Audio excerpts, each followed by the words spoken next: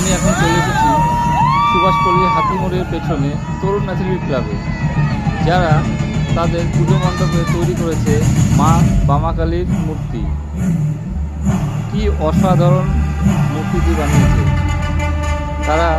তাদের মণ্ডপটি লাইটিংয়ের মাধ্যমে একটি শো প্রস্তুত করেছে, যা দেখতে খুব অসাধারণ লাগছে। আপনারা যদি এই পুজো মণ্ডপটি যদি ঘুরে না থাকেন, অবশ্যই আসবেন, খুব ভালো লাগবে।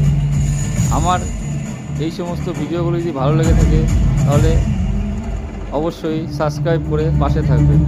ধন্যবাদ।